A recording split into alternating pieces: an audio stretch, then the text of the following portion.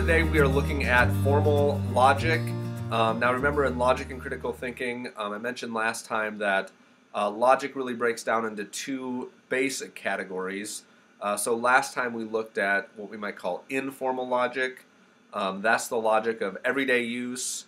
And so to do that, we looked at several different examples of logical fallacies, such as the straw man argument, which is representing your opponent's argument in a way that isn't correct to what your opponent's actually trying to argue, and then you destroy that argument. Well, that is one example of a logical fallacy in informal logic. And so that's what we looked at last time. For today, we're going to be turning to formal logic. Now, in formal logic, we're just trying to increase our level of precision in our argumentation. And the way that you construct formal arguments is you begin with propositions.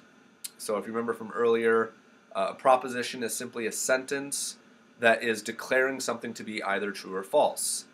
So a common example that you'll find in many logic textbooks would be the statement that Socrates is a man. Now that sentence can either be true or false.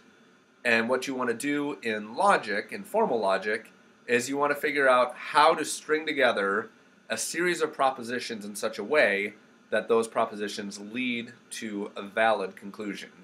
And so that is the goal in formal logic. And what we're doing at this point is trying to get the tools that we need to build valid arguments. So there are many different types of arguments that we could construct. One type of argument might be called a categorical syllogism. So categorical syllogisms follow this type of pattern. So if you see on your screen the statement, all flowers are plants. So the all statement, and actually every premise, both premises of this argument and the conclusion begin with the word all. So in categorical syllogisms, this is what we might call a universal affirmative. So all flowers are plants. That's premise one. Premise two, all roses are flowers. So again, these are universal statements, universal affirmative statements. And if you accept premise one and premise two, then the argument is that the conclusion, and so if you see those three dots there right before the last all roses are plants, those dots signify the word therefore. So therefore all roses are plants. So in categorical syllogisms, what you want to do is figure out, okay, if we're stringing together this series of propositions, does the conclusion logically follow? And there are many different ways to do this, but here's a simple way. We represent the terms with letters in this argument. So if you look below, all M is P. So M stands for flowers, P stands for plants. So that's premise one, all M is P. Premise two, all S is M. Now in this statement, S stands for roses, M stands for flowers again. And that leads to the conclusion, all S is P. And so what we want to do is we want to evaluate whether or not this is a valid argument. And there are many ways that you can evaluate categorical arguments. And one simple way would be to use what's called an Euler diagram. So an Euler diagram is where you draw circles and then you write the terms in the circles. And in this case, we'll just put M in for flowers. So you can draw this on your paper if you want to, as you're taking notes. But all M, this proposition, all M is P, could be represented like this. So here you have two circles, an M circle and a P circle. All of the M circle is inside the P circle.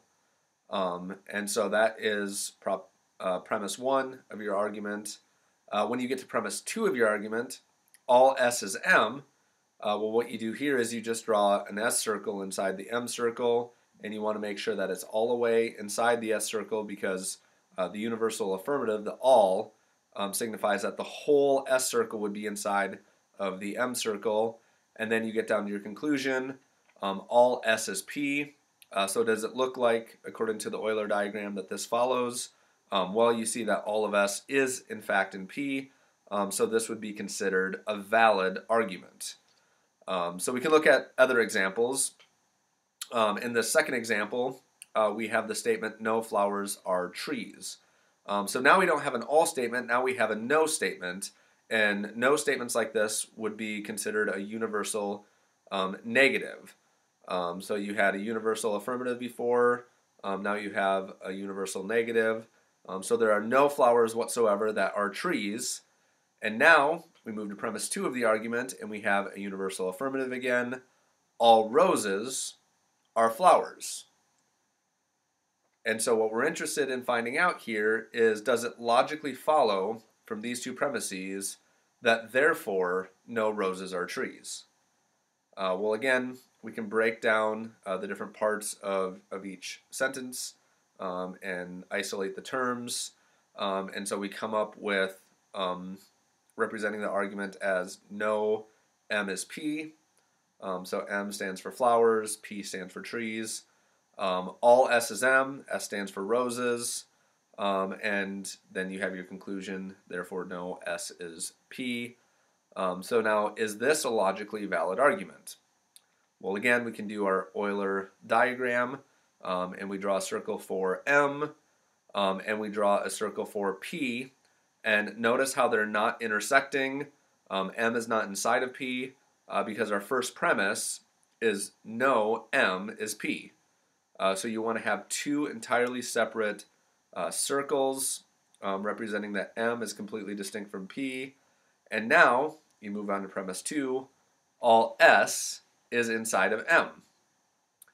Well, the way that you represent that is you draw a circle with S and you put the entirety of S circle inside of the entirety of the M circle. And so now you have all S is M. And so then we look at the conclusion. The conclusion that we have in this argument is that therefore no S is P. Is this a logically valid argument? Well, you notice on your screen that there is no part of S that is inside of P. So yes, this is a logically valid argument. So what I want to do now is to give you a chance to work on an argument at home. You can get out your note card, or you can get out a piece of paper and use an Euler diagram to try to see whether or not the argument you see on the screen is valid. And so if you would like to do so, you can pause for a moment to work on this argument, and then we can talk through it. Okay, so if we look at the argument, we have the first premise being all mammals are animals, and the second premise, all cats are animals, and our conclusion is therefore all cats are mammals. Is this a valid argument? Well, if we break down the different components of the premises, we can represent it as all M is P. So M stands for mammals, P stands for animals. Premise 2, all S is P. So you have all cats, S is for cats, P is for animals again. And then your conclusion, therefore all S is M. So now, is this a logically valid argument? Well, if we use our Euler diagram, we can represent each premise as follows. So we draw our M circle, all S is inside of P, so we can represent it this way, all M is in P, and then premise 2, all S is also in P.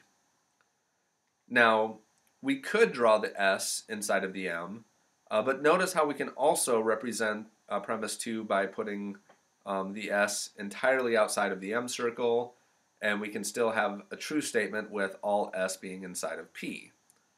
Now when we get to our conclusion, therefore all S is M, if you look at the diagram that we just created, it is obviously false that all S is inside of M. In fact, in this case, there is not any S inside of M, and so this is a logically fallacious argument. This sometimes can be confusing for people because if you look at the premises of the argument, if you look at the conclusion, it would be a situation where you'd be tempting to think that it might be a good argument because all the premises are true, and the conclusion is true. So if you look at premise 1, all mammals are animals, is that true? Yes, it's true. Okay, premise 2, all cats are animals, is that true? Yes, it's true. Well, what about the conclusion? All cats are mammals, is that true? That is also true. So why would I say that this is a fallacious argument? Well, again, the reason why it's fallacious has nothing to do about the truthfulness of the premises, and it has nothing to do about whether or not the conclusion is true. What matters when it comes to determining whether or not an argument is valid or invalid is simply whether or not the premises entail the conclusion. And if we give a counterexample using different terms, we can see why this is a logically fallacious argument. So if we were talking about dogs instead of mammals, we could use the same structure, but using dogs instead of mammals. So all dogs are animals. This is a true premise. All cats are animals, also true. But now when you drop down to the conclusion, you can see that this is false. Therefore, all cats are dogs. Well, obviously that is not true, so this is a fallacy. Well, so that was categorical syllogisms. Now we can move on to hypothetical syllogisms. Now, when we're constructing a hypothetical syllogism, we're doing much of the same thing. So we're concerned about the structure of the argument. So if the structure of the argument is valid, what that means is if you string together the premises correctly, it logically entails a conclusion. So if you have the right setup, the right structure of the argument, that makes the argument valid. And then if you add on to that each premise of the argument is true, then what you have is a sound argument. So a valid argument is an argument that is focusing on the structure. So the structure of the argument is a good structure if it's valid.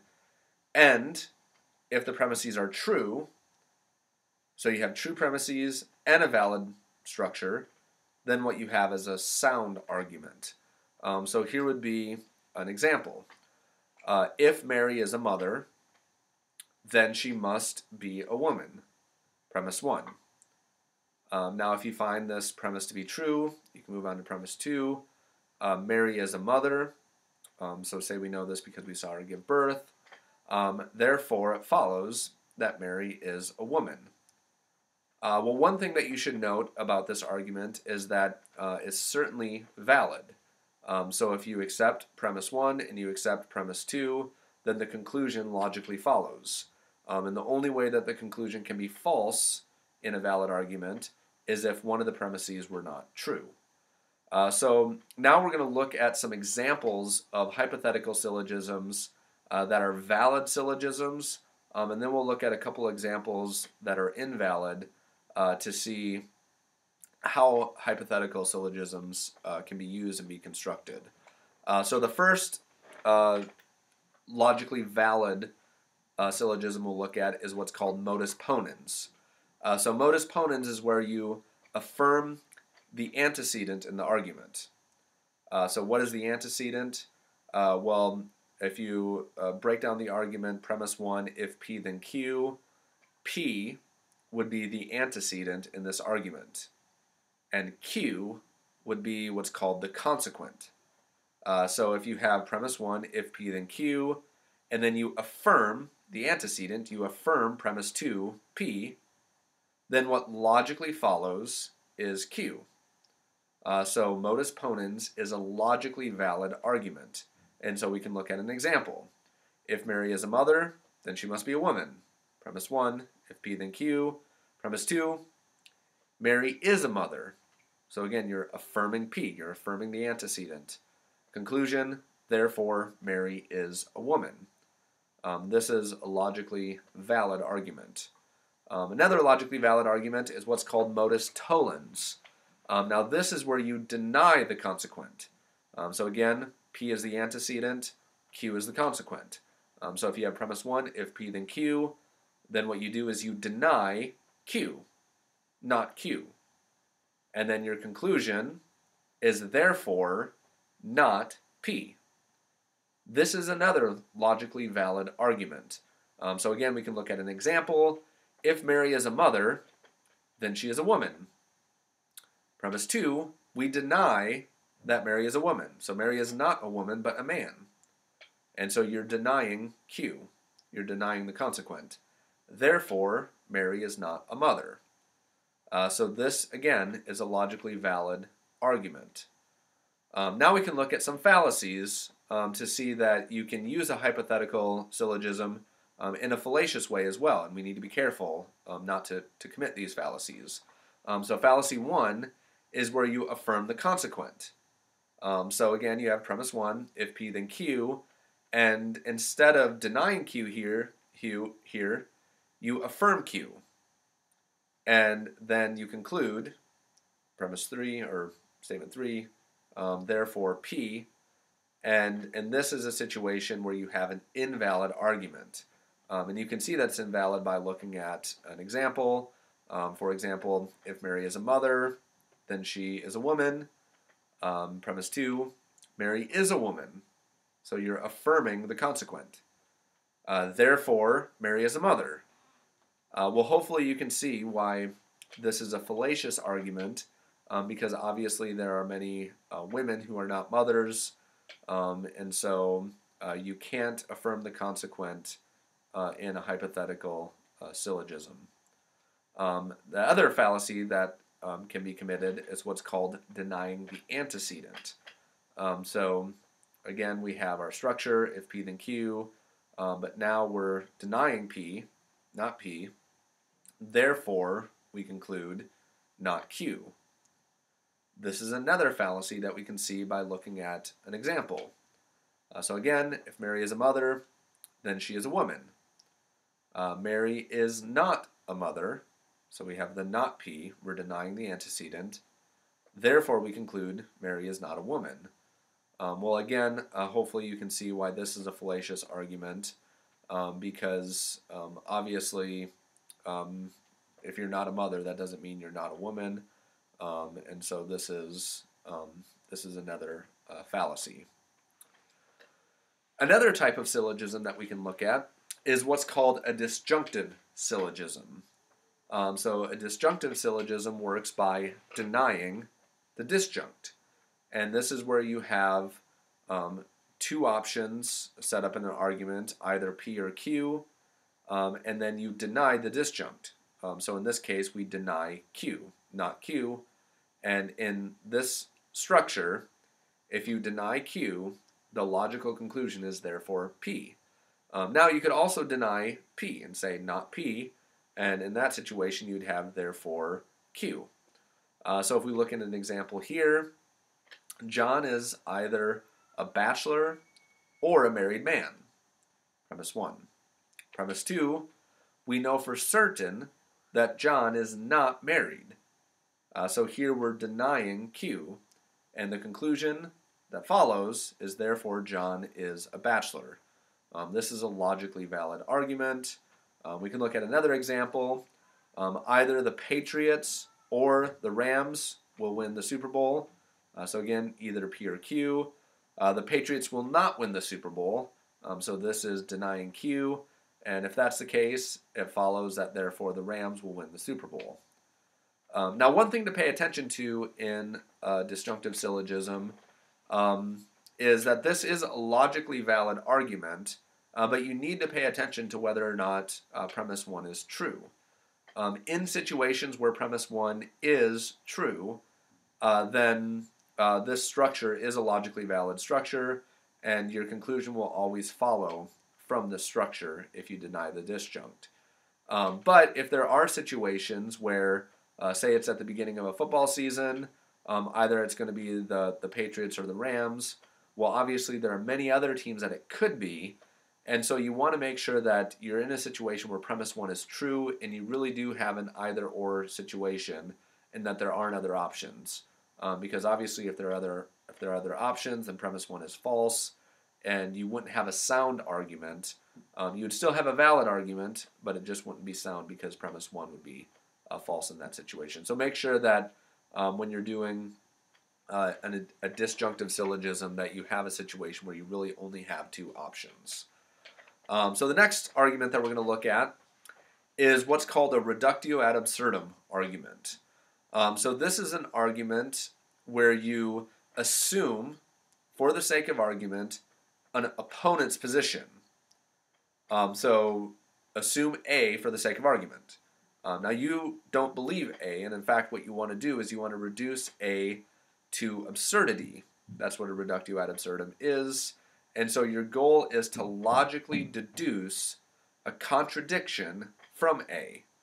And if you can do that, that proves that A is false, since a contradiction cannot be true, which means your conclusion would be therefore not A.